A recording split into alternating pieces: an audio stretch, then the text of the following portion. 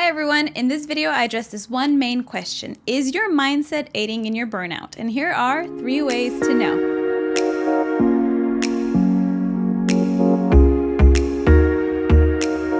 Welcome back to my channel. I am Carrie, a creative burnout coach, helping small biz creatives thrive in their creativity and avoid creative burnout.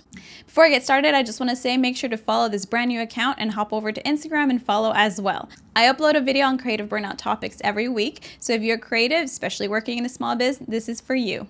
Okay, so like I said, we are talking about the burnout mindset today, which sounds a lot scarier, I think, than it really is. What I really just want to get down to, the nitty-gritty of it, is to make sure that what you are thinking, the mindset that you have, is not aiding in your burnout. It's not keeping you in your burnout.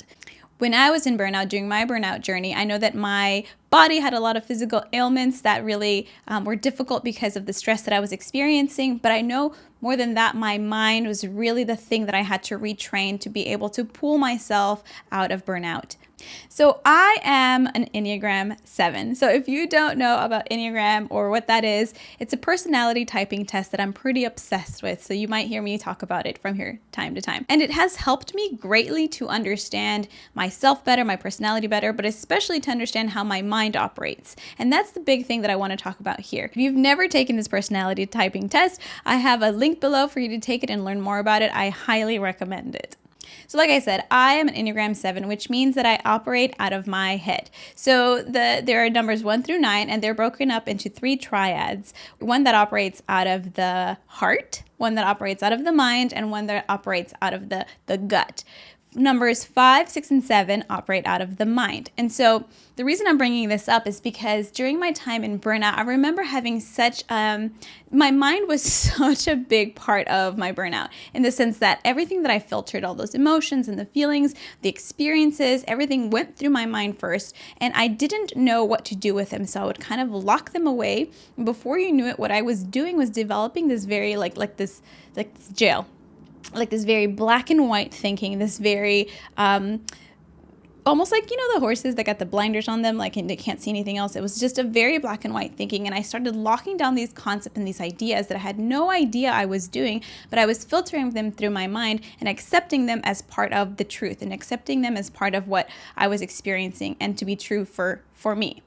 Unfortunately, these ideas were just keeping me in the black and white, keeping me in the dark about the truth of what I was experiencing.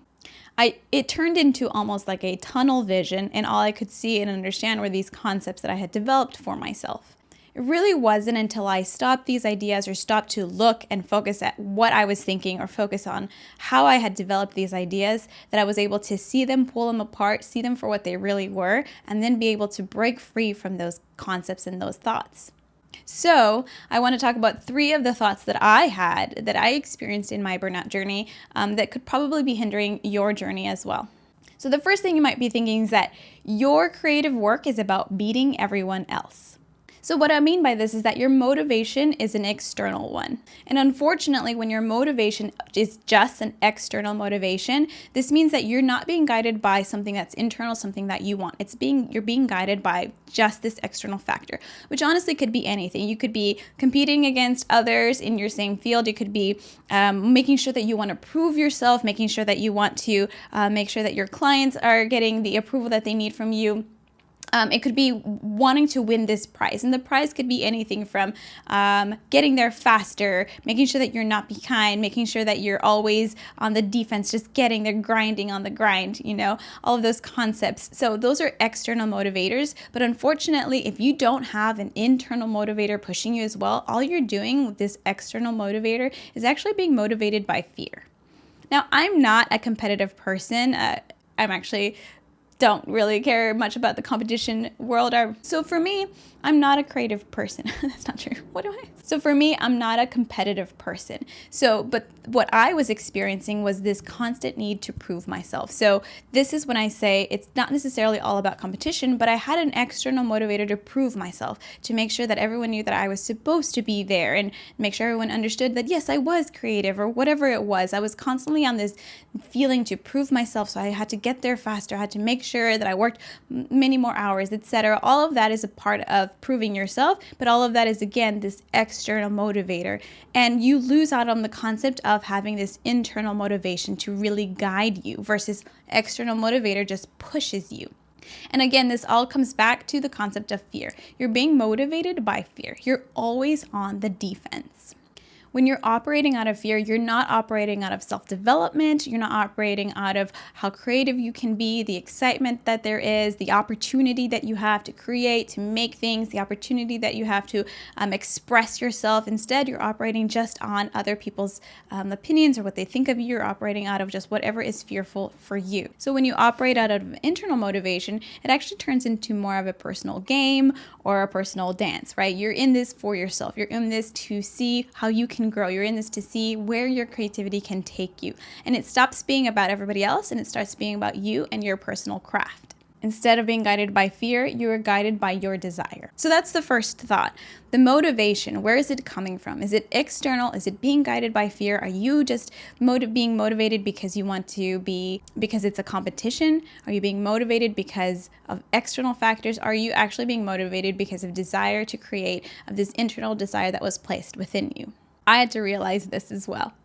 So the second thought is that you accept that what you are feeling, the experiences that you are having are part of the job. They are the norm. This is a normal thing to how you should be. This is normal for you as a creative, and you should just accept this.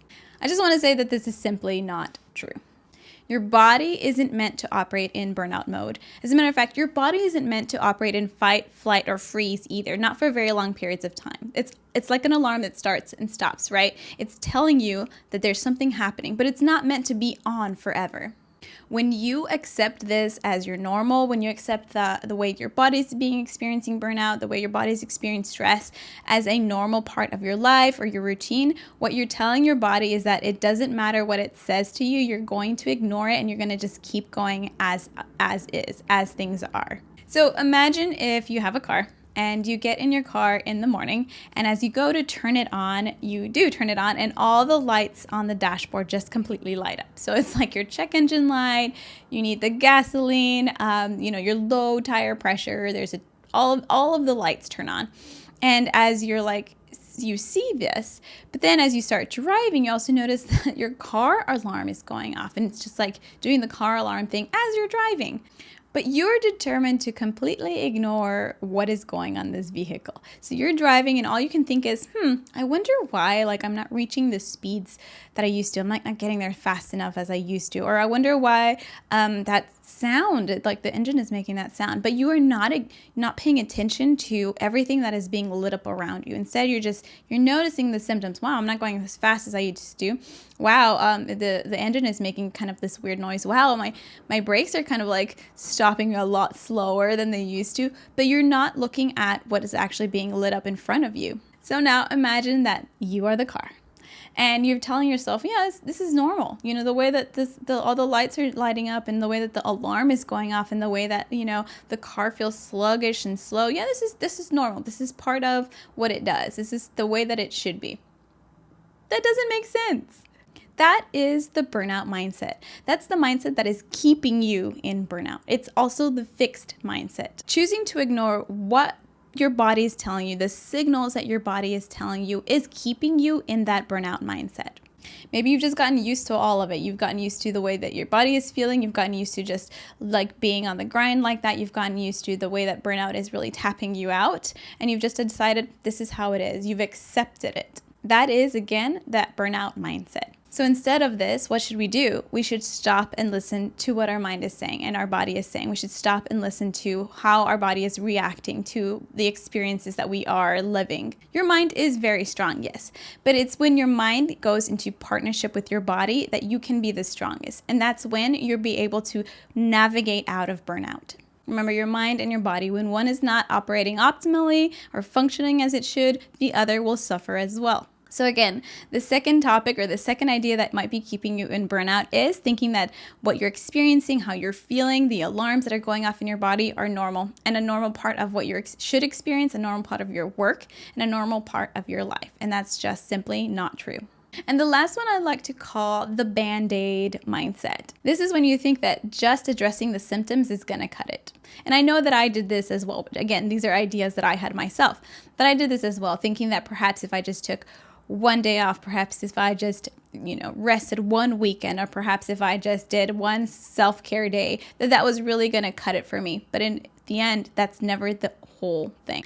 With this problem, you're not willing to stop and fully address everything that is happening. You're not willing to stop and fully address the actual cause of the symptoms.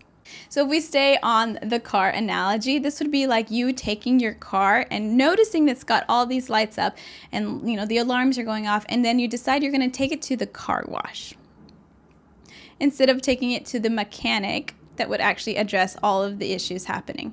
That doesn't make sense.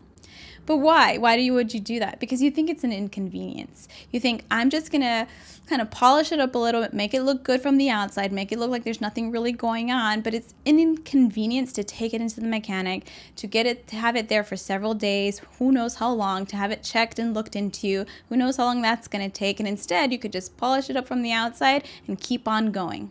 We do this too. We think, gosh, I can't take more than this amount of time off, I can't take a break, I can't stop, because if I do, it's going to be an inconvenience for me, it's going to slow me down, pull me behind, put me behind.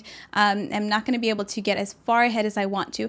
The truth is that if you continue to stay in creative burnout, that in the long haul is going to keep you out of the running much longer than if you stop and address it right now. Not looking at the root causes of your burnout, of your stress, is also what is keeping you in burnout. It is the burnout mindset. So when you address the symptoms and you say, I'm going to take a small vacation, I'm going to take a small day off, I'm going to take, I think I just need a little more sleep. Maybe that's going to cut it for me. What happens is when you get back to work, it's still there. You come back and it's all the same, right back to the same problems. Why is that? That's because your mind and your body know that something really hasn't changed, right? And just because of that, they're not going to let up. Just because you gave them just a little bit, they're not going to let up. So what's the best course of action here? Well, it would be to address the root cause. It would be to look at the stresses that are happening in your life. It would be to understand that balance between the demands that are being placed on you and the reward that you're experiencing. It would be to looking at the boundaries that you might have developed already and reinforcing those boundaries. It's about building some control back into your creative work so that you feel that this is a personal game for you, this is a personal experience for you, and that it's based off your inner desires and your inner creativity and not based off solely other people's desires. So to recap, number 3 is that Band-Aid mindset. You think that slapping a Band-Aid on those symptoms, slapping a Band-Aid on what you're experiencing is going to be enough. When the truth is, the reality is you need to actually look at the root core cause of your burnout and those stressors to understand how to navigate forward. So that's it. Those are the 3 concepts that I experienced. Those are some of the 3 mindsets that I had during my burnout journey that you might be experiencing as well. I hope this was useful for you, so let me know in the comments below. And if you're interested in learning more about creative burnout, I have a free interactive guided journal linked in the description below. And again, thanks for watching. I'm Carrie, a creative burnout coach, helping you thrive in your creativity. See you next time.